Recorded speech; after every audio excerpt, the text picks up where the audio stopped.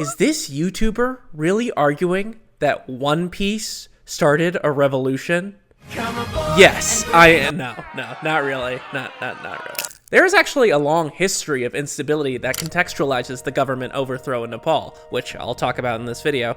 But because of that, there isn't really one specific reason for the revolution. There are also numerous national histories at play in other straw hat youth movements, like the ones in Indonesia, the Philippines, and others. For me, this begs the question, why do they all use the same One Piece iconography? What do these movements have in common with one another, and why do they use a flag from a Japanese manga? Japan isn't going through a revolution, and their US-installed capitalist economy is actually rather stable. So why are the Gen Z populations of these so-called third world countries waving the straw hat flag in their revolutions? In this video, I will answer those questions and show that One Piece's ideals of freedom and justice are actually part of a long history of external cultural influences in revolutions, particularly in the Philippines, Indonesia, and finally, Nepal.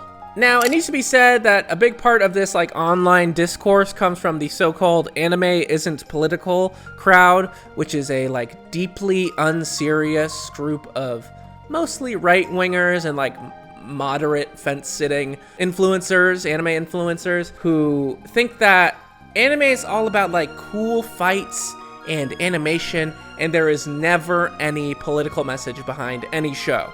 Those pesky patriarchal societal demands were getting on my nerves. Yeah, quite the leap and bound in that situation. But no way though, right? That's so outrageous, I don't even believe. Is this true? No, wait, that's great. Or what? This is demonstrably untrue, especially in the case of One Piece, which has kind of been the center of this argument. In fact, there's a great video by Mother's Basement all about this, which I definitely recommend you watch after you watch this video, of course, and hit subscribe. In his video, Mother's Basement points out the numerous political allegories and themes in One Piece, and basically posits that freedom and justice are the central themes of the show. Justice, alongside freedom, is one of the two thematic pillars of One Piece. Those themes reoccur on the many different islands, countries, cultures, and populations that the Straw Hat Pirates encounter on their journey to find the One Piece. Many of these different populations are oppressed, either by the world government or local despots, and they just desire freedom from their subjugation. On top of that, when protagonist Luffy is asked why he wants to be king of the pirates, he famously responds, "I want to be the freest man in the world." What? I don't want to rule anything. Being king of the pirates is about being more free than anyone.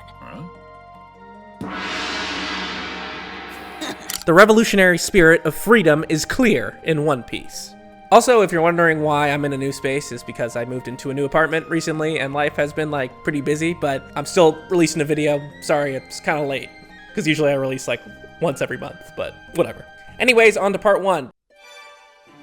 Part one, discursive structures in the nation state.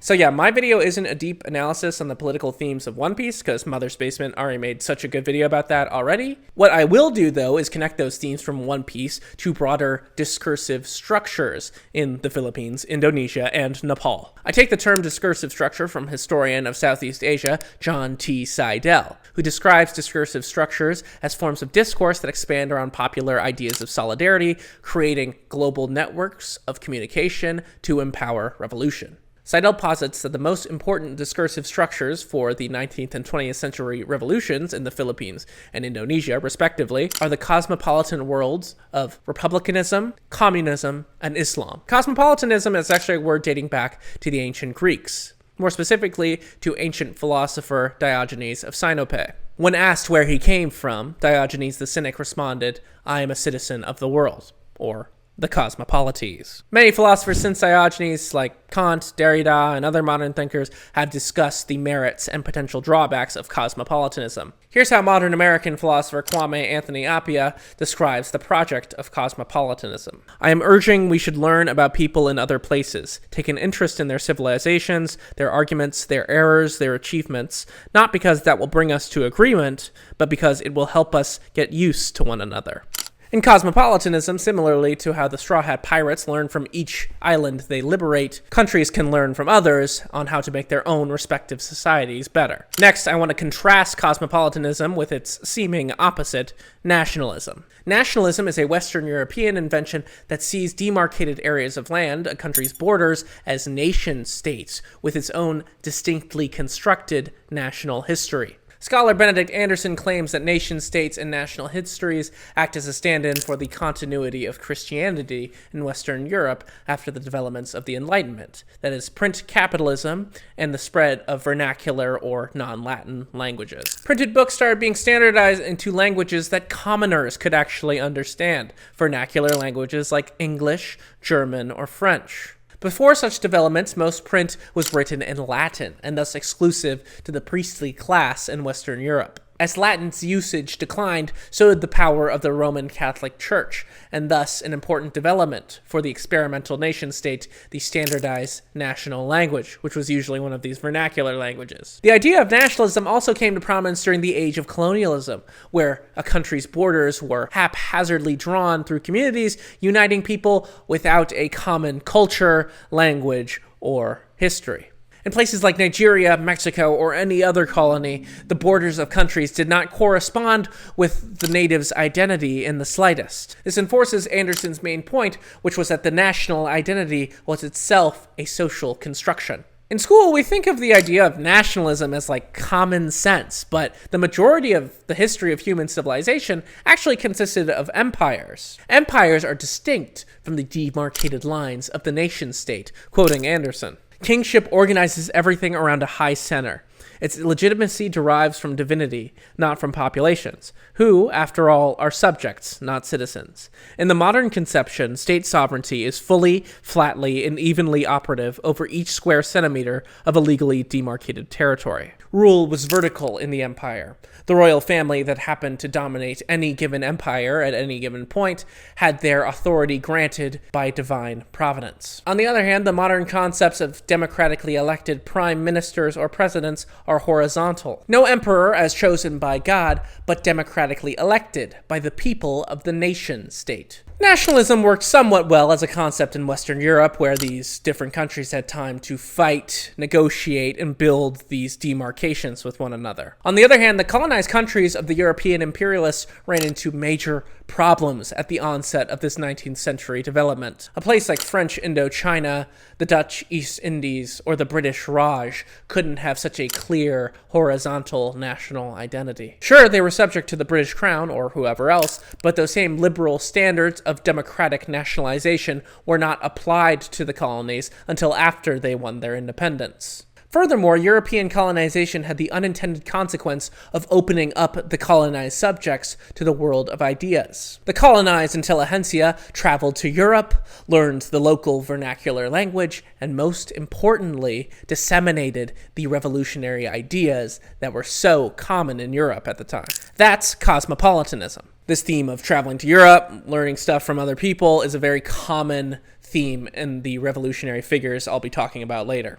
Anyways, the double standard of European liberalism became angeringly hypocritical. The natural question for the colonized subjects was, why can the colonizer exploit the labor of our inhabitants while they receive self-determination? Why do the colonized have no choice in the matter? Why is the metropolis's authority top-down in the colonies, but horizontal in their own nation-state? The response from the colonized was to nationalize themselves and free themselves from the subordination of the colonizer, and to ensure that state sovereignty is fully, flatly, and evenly operative over each square centimeter of a legally demarcated territory. Following this cosmopolitan tradition, Vietnam's preeminent revolutionary leader, Ho Chi Minh, borrowed from the U.S.'s Declaration of Independence for Vietnam's own Declaration of Independence from the French in 1945. All men are created equal.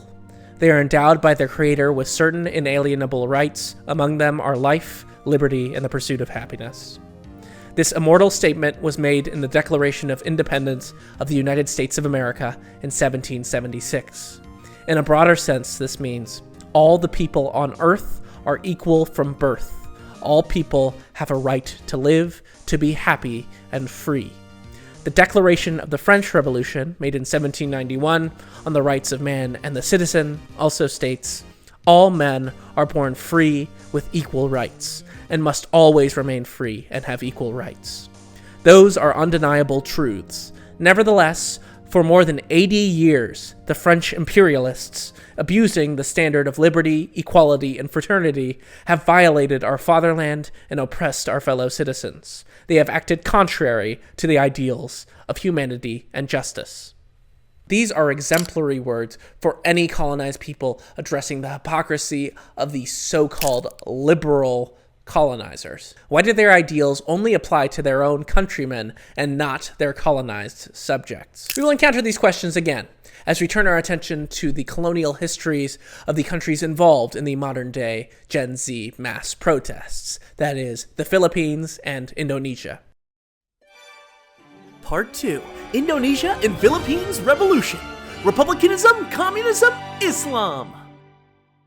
Formerly colonized populations like the Philippines and Indonesia, Nepal, interestingly, has never been colonized, we'll get into that later, actually built national identities from being colonized. In the case of the Philippines, the highly diverse archipelago was actually united under the Spanish colonial administration. The Spanish introduced Catholicism, which became very popular and spread throughout the Philippines. The so-called Hispanicization of the Philippines led to revolutionary authors, or ilustrados, traveling to Europe. One of the most famous is José Rizal, who traveled to Europe to learn about the liberal revolutions in places like Bohemia, also known as the Czech Republic, and then in France and Germany as well. José Rizal's famous novel Noli Me Tangere exposed the injustices of Spanish colonial rule, critiqued the abuses of church and state, and highlighted the importance of civic virtue and equality before the law, which are core principles of Republican thought.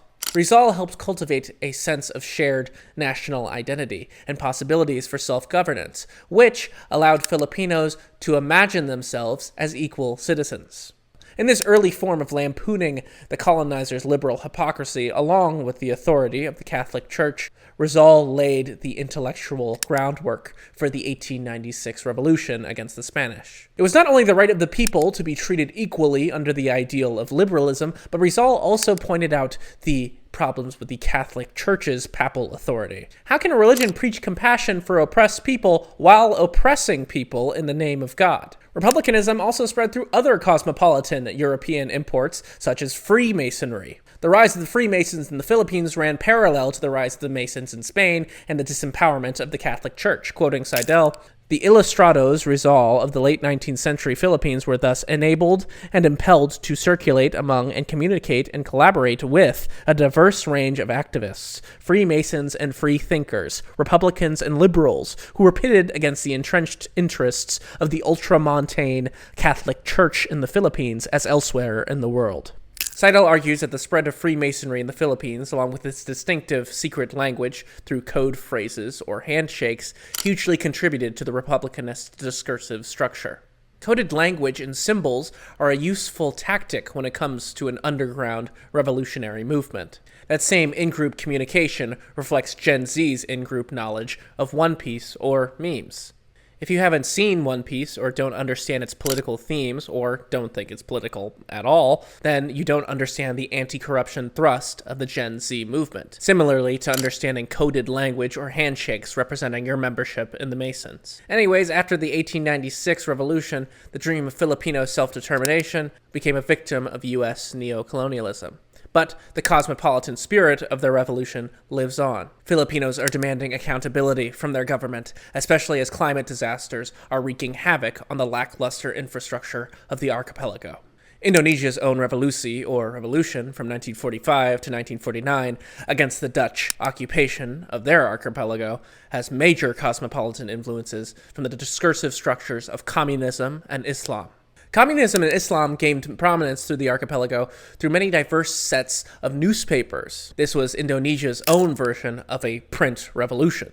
Similarly to pre-colonial Philippines, Indonesia is an archipelago with many diverse islands with hundreds of different languages. So the standardizing language of Bahasa Indonesia spread through these newspapers was very important in their national project. These newspapers often aligned with different unions and activist groups, which aligned with the discursive structures of Islam and communism. One of the most popular discursive unions, Sarakat Islam, blended Muslim and socialist activists under one banner.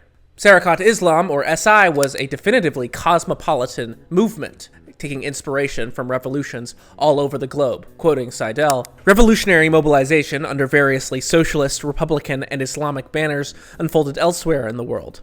The year 1919 saw Belakun's short-lived Soviet Republic in Hungary, the March 1st movement in Korea, the May 4th movement in China, Saad Soglu's Waft Party-led revolution in Egypt. In terms of excitement and encouragement, synchronicity and solidarity, this surge of revolutionary mobilization across the globe provided an inspiring backdrop for the SI's escalation of mobilization in the Indies in the early aftermath of World War I. Of course, the Dutch colonial administration had a Fanonian nationalizing effect when it came to uniting the archipelago against an exploitative colonizer.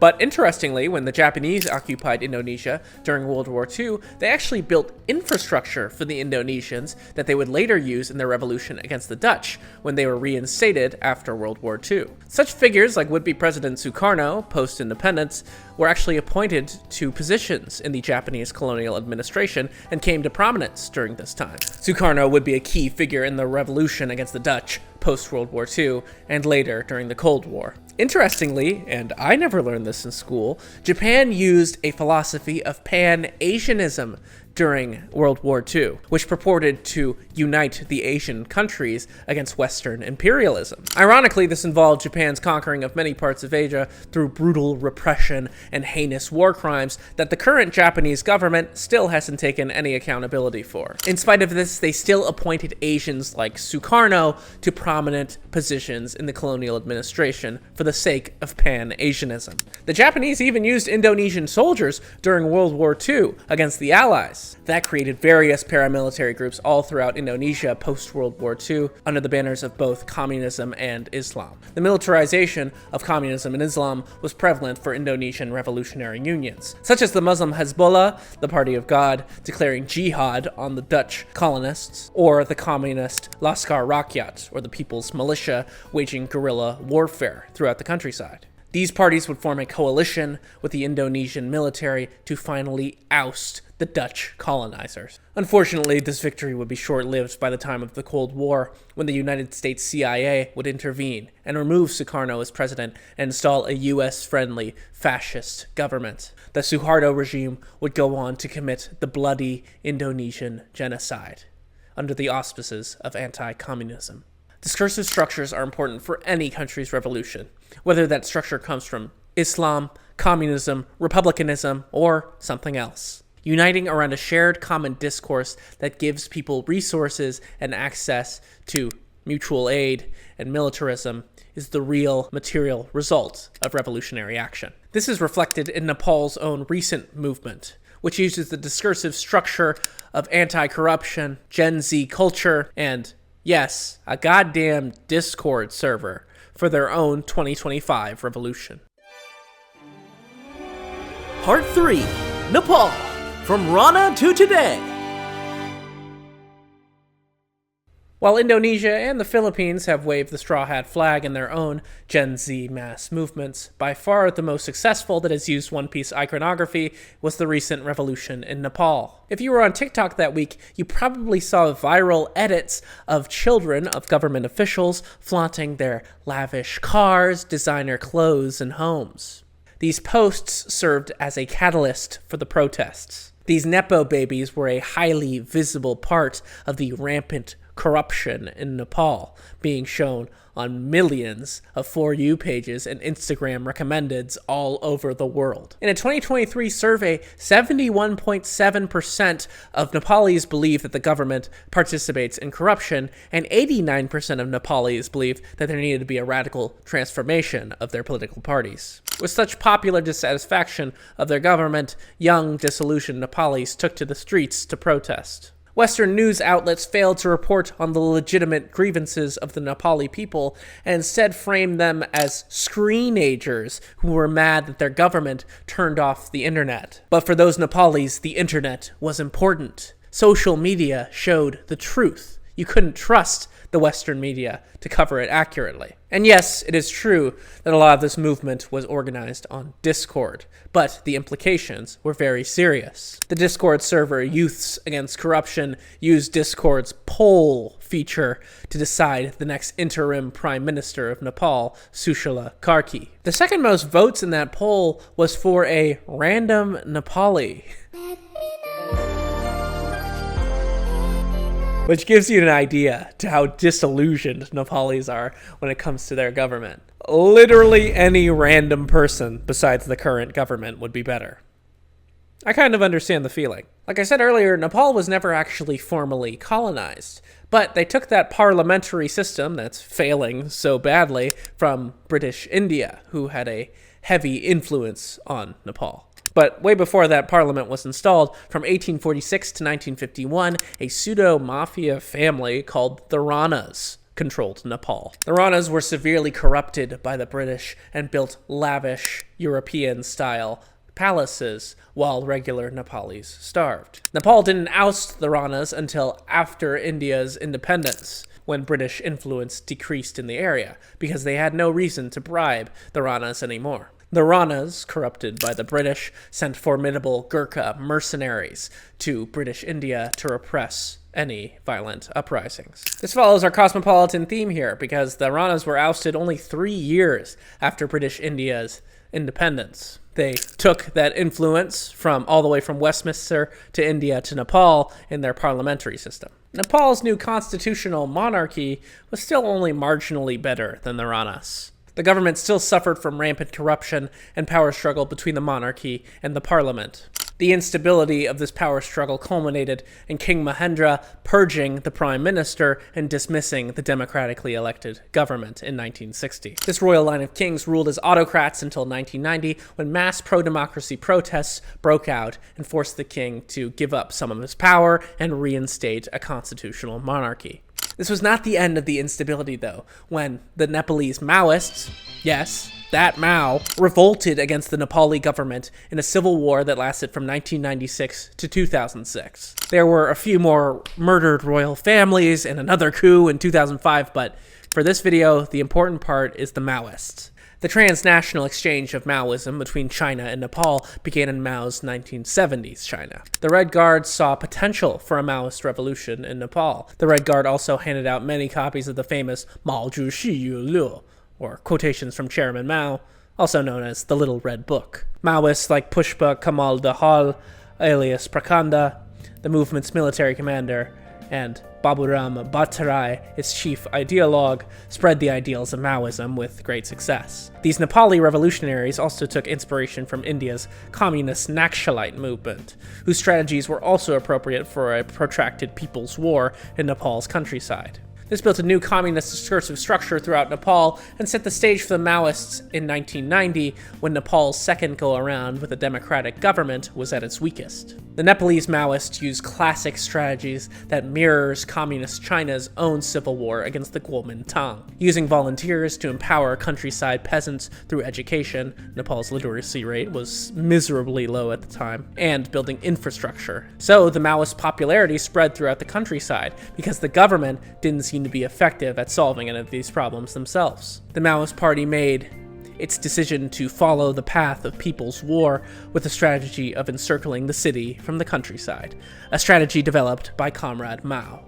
In 2006, the Maoists eventually wore out the Nepali military, who accepted the terms of the ceasefire, which was a removal of the monarchy, which was just installed by a coup the year before, and finally an actual fully democratic republic was put in place. In this deal, Maoists had some of their demands met, like having a legitimate democracy, but they weren't guaranteed any power after the war. Instead, the government went to elections, where the parliament was still hopelessly divided on what to do next. There also weren't thorough land reforms after the war, which was a key part of Maoist demands. All of this work and blood spilled, but Nepal just reset back to its neutral, corrupt state. That traditional power structure from the Hindu caste system still remains in place even after all these changes in their government. Nepal had a heavily legislated caste system inherited from the Rana regime, which is another trait taken from the so-called Sanskritic cosmopolists from India, albeit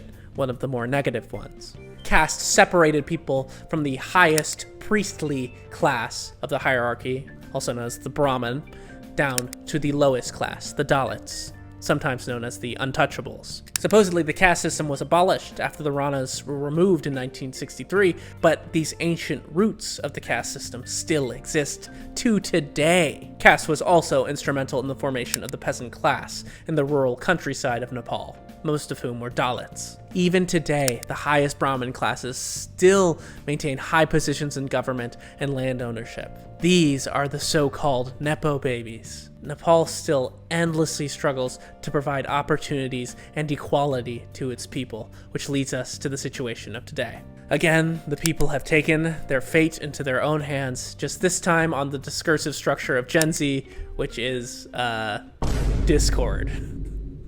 I actually joined the Youth Against Corruption Discord. It's public, you can just join it. And there still seems to be a lot of uncertainty surrounding the elections, which are happening in March 2026. There has been campaigning for lots of different candidates, like Sudan Gurung, who is a mod on the Discord server, but he's also a very popular activist. There's also local politicians that are gaining some traction as well. And some people even want to return back to the monarchy. One more time with the monarchy. There's still many different paths for Nepal because all of the old political parties have been dissolved, even that old Maoist party that ran the civil war in 2006. The Nepali government needs to literally be built again from the ground up. Mass protests became violent in the wake of the Nepali government turning off the internet for its citizens. This was a direct attack on the discursive structure of the Gen Z movement, social media. And my understanding of the current movement is that a lot of youths demand justice for the events of Bhadra 23. Nepal uses the Hindu calendar. Bhadra 23 was when the Nepali government murdered 19 youth protesters. Then it was the next day, Bhadra 24, when the kettle boiled over. Violence broke out and mass chaos led to the burning and destruction of the parliament building in Kathmandu. The Nepali army surrendered to the demands of the protesters and allowed all government officials to be ousted, all while protesters proudly carried a pirate flag from One Piece. Part 4, Straw Hat Luffy and the Monkey King, Revolution in One Piece and Journey to the West.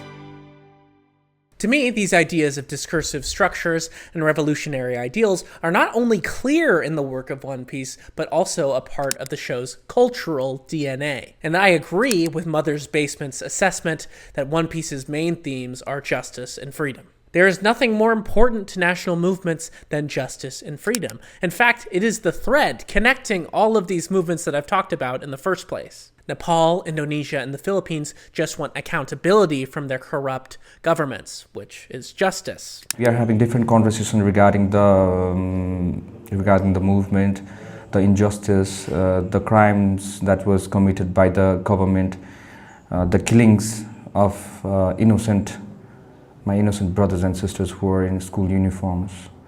So yes, we are trying to get the responsible people who are involved in this crime. We are trying to hold them accountable and we are trying to get justice. And they want the ability to live a decent life, which is freedom. Freedom in Confucian thought, which has massively influenced East Asia, has less to do with our sort of American ideal of freedom of speech and more to do with the well-being of the people. Quoting Confucius, "The master said the people are the most important element in a country. The altars of the gods of soil and grain are next. The ruler is least important of all." Confucianism has an explicitly anti-corruption sentiment, and the people's importance is placed above that of the rulers. Strong leadership is a continuous theme throughout Confucian thought and One Piece. In MB's video, he mentions that some arcs of One Piece are actually pro-monarchy, when refuting Hassan Piker's point that One Piece is a socialist work. I think that holds true for my Cosmopolitan theory of Chinese Confucian influence on One Piece. Leaders like Nefertari Cobra and King Neptune are benevolent monarchs of their kingdom that fight against warlord regimes that rule with tyrannical oppression. Fascist undertones of violent tribalism in the case of Hody Jones, totalitarian control for Doflamingo, and faux godlike colonial oppression from Anel. The despotic bad guys in One Piece, along with the oligarchic structure of the world government, are all different manifestations of morally corrupt leadership. At the end of the day, the best thing for a place is good political leadership, whether that be a monarchy, a technocratic dictatorship, or a democratically elected government. One Piece is a part of a wider discursive structure that includes a continuity between the Sinitic and Sanskritic cosmopolies, that is, China and India. One Piece is a part of the shonen genre of manga, whose cultural influence actually directly comes from Chinese classical literature. In fact, you really can't talk about the shonen genre without talking about Xi or Journey to the West. In the Ming Dynasty, the invention of the popular Chinese novel actually predated that print capitalist revolution that I mentioned earlier in Europe. The Ming Dynasty invested heavily in print infrastructure, which naturally led to the dissemination of popular novels written in vernacular Chinese as opposed to classical Chinese that's used in the imperial exams. This is very similar to Europe's dissolution of Latin text for vernacular ones.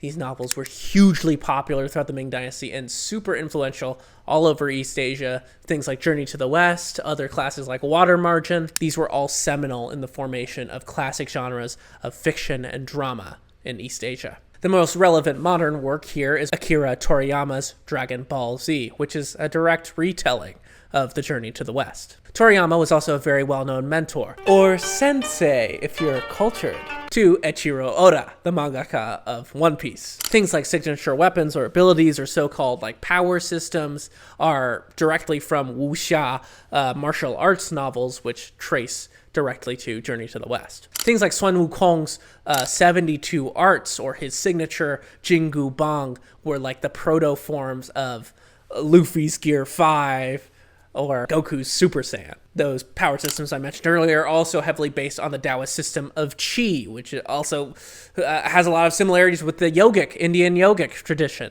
Along those lines, Journey to the West is a novel about Buddhist monk Xuanzang's journey to Thunderclap Monastery, which is a metaphor for India, or the larger Sanskritic cosmopolis, to attain enlightenment. A journey to the West.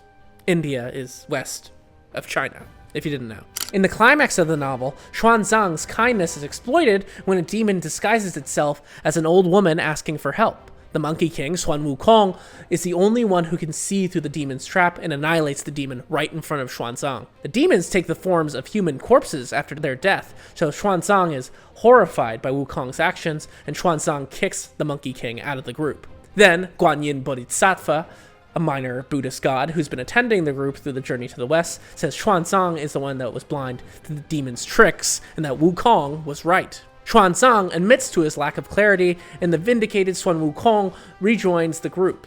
Xuanzang is taught moral lessons through his mistakes and learns from his companions. This theme of improving yourself for your friends is a major theme in many works from the Sinitic cosmopolis, including anime.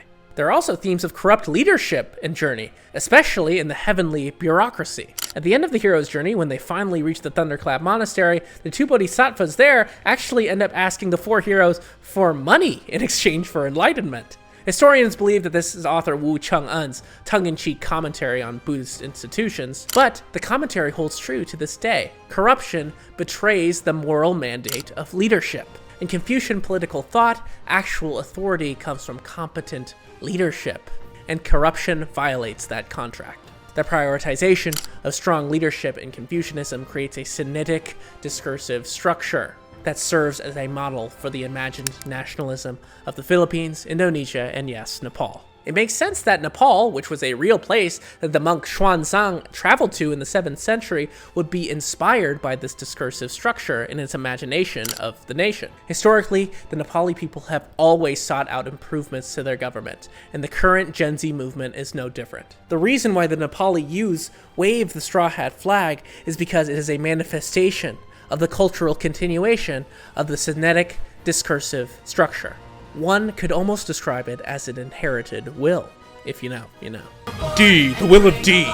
Now, I'm not arguing for the direct causation of classical Chinese Confucianism to the political earthquakes of today, but I believe these movements are part of the same genealogy of ideas about strong moral governance and leadership. The Gen Z youths of today know that their nations can be better, so they speak a modern cultural language that is inspired by these didactic works of art from the Sino-Sanskritic cosmopolies, namely One Piece. In fact, the Sinitic cosmopolis' Confucian ideals of strong leadership resonate throughout the world, not just in Asia. Unfortunately, this has led to some co-optation. Mexico recently had an unpopular Gen Z movement of its own, but it was pretty much all middle-aged right-wingers.